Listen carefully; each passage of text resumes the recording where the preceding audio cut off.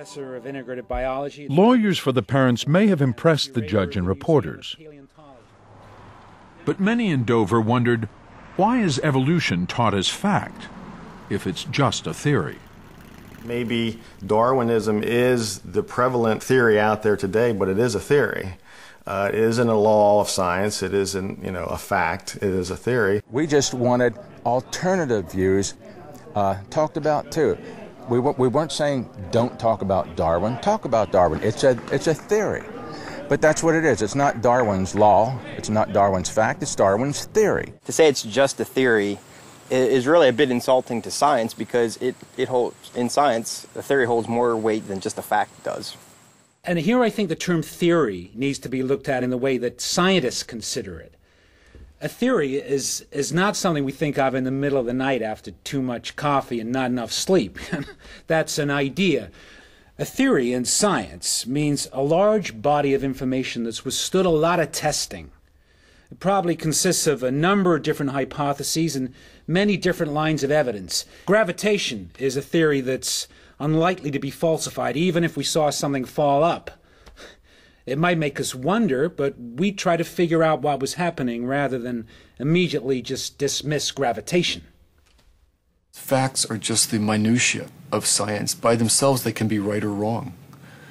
But a theory is something that's been tested and tested over and over again, built on, revised. It continues to be reworked and revised. Dr. Miller, would you agree that Darwin's theory of evolution is not an absolute truth? Well, I certainly would, for the very simple reason that no theory in science, no theory is ever regarded as absolute truth.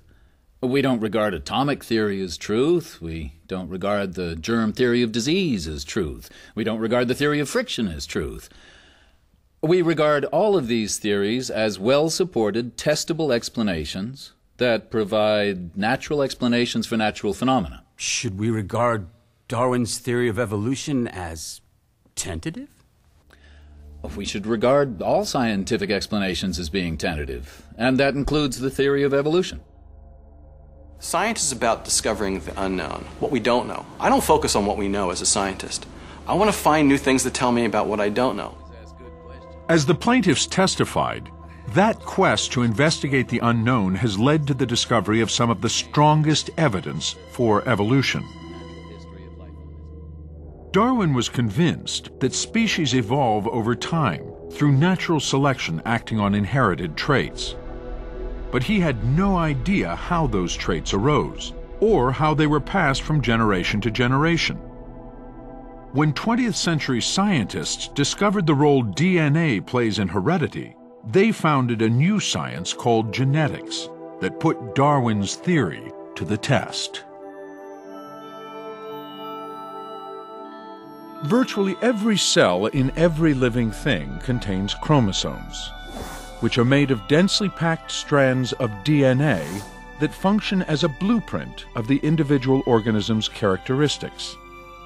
During reproduction, chromosomes from each parent replicate and shuffle their parts to produce new chromosomes. Then each parent passes chromosomes to offspring. But the process is imperfect. Along the way, DNA is subject to random mutations or mistakes, giving each offspring its own unique blueprint. Sometimes this produces characteristics in offspring that are benign. Other times it produces harmful characteristics, like a misshapen wing. But occasionally, the process gives rise to a beneficial trait. For example, a butterfly whose coloration mimics another species that tastes bad to birds. About 100 years after Darwin proposed that natural selection acts on new traits appearing in a population, genetics revealed the biological mechanism that gives rise to those traits in the first place. And therefore you could say that when modern genetics came into being, everything in Darwin's theory was at risk, could have been overturned if it turned out that genetics contradicted the essential elements of evolutionary theory. But it didn't contradict them. It confirmed them. in great detail. And as Miller would testify, a genetics paper published less than a year before the trial had confirmed what has long been the most inflammatory part of Darwin's theory: the common ancestry of humans and apes. That paper explored a curious discrepancy in our chromosomes. The cells of all great apes, like chimpanzees, gorillas, and orangutans, contain 24 pairs of chromosomes. If humans share a common ancestor with apes, you'd expect us to have the same number. But surprisingly, human cells contain only 23 pairs. The question is, if evolution is right about this common ancestry idea, where'd the chromosome go? Well, evolution makes a testable prediction. And that is that somewhere in the human genome, we ought to be able to find a piece of Scotch tape holding two chromosomes together, so that our 24 pairs, two of them were pasted together to form just 23. And if we can't find that, then the hypothesis of common ancestry is wrong and evolution is mistaken. Next slide. To solve this riddle for the court, Miller would show how scientists discovered traces of our evolutionary past buried in the very structure of a chromosome carried by all humans. Typically, on the ends of every chromosome, you should find special genetic markers, or sequences of DNA, called telomeres. And in their middles, you should find different genetic markers called centromeres.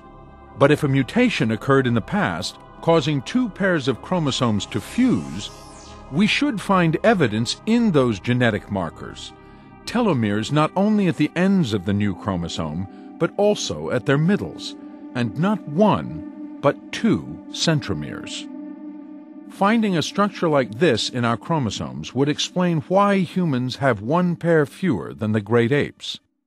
And if we don't find that, then evolution is in trouble. Next slide. Lo and behold, the answer is in chromosome number 2. All of the marks of the fusion of those chromosomes predicted by common descent and evolution, all those marks are present on human chromosome number 2. So the case is closed in a most beautiful way. And that is, the prediction of evolution of common ancestry is fulfilled by that lead pipe evidence that you see here, in terms of tying everything together.